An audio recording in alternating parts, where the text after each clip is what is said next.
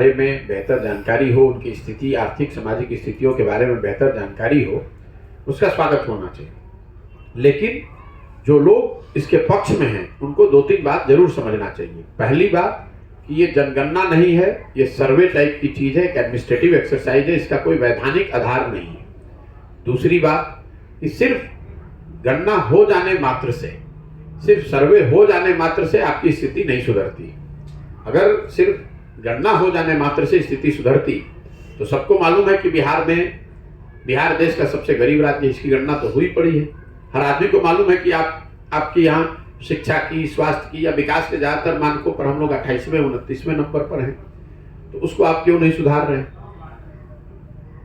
जहाँ तक समाज के विभिन्न वर्गों की संख्या की बात है तो दलितों की गणना स्वतंत्रता के बाद से हो रही है। तो आप मुझे बता दीजिए कि दलित बेचारे तो आज भी बिहार में भी दलित सबसे गरीब, सबसे पिछड़े, सबसे बदहाल स्थिति में है। उनकी गणना तो हो रही है, तो उसके लिए सरकार ने क्या कदम उठाए हैं?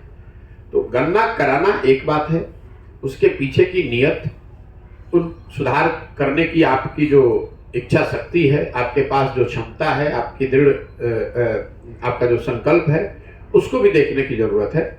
ऐसा नहीं है कि आपने गणना किया और उससे लोगों की स्थिति सुधर जाएगी। ये जो पूरा प्रयास है, ये समाज में जातीय आधार पर विद्वेष फैलाना, लोगों को बांटना, एक दूसरे को लड़ाना, ताकि अगला चुनाव किसी तरह निकल जाए। उसके बाद कौन किसको देखता है, किस जाति की आर्थिक सामाजिक स्थिति की जानकारी सरकार को आज नहीं है। और अगर इस पूरे अभियान से किसी जाति समूह के बारे में विशेष जानकारी मिलती है तो बिल्कुल उसका स्वागत होना चाहिए। अगर कोई छूट गया है, अगर किसी की स्थिति आज की समझ से ज़्यादा खराब है, तो जानकारी हो, बिल्कुल ठीक बात है।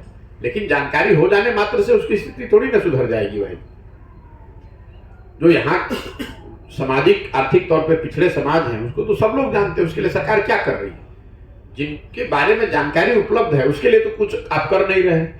जिनके बारे में सो कॉल्ड जानकारी उपलब्ध नहीं है उसकी संरचना बना रहे हैं, झूठ मूठ का बेवकूफ बना रहे हैं लोगों।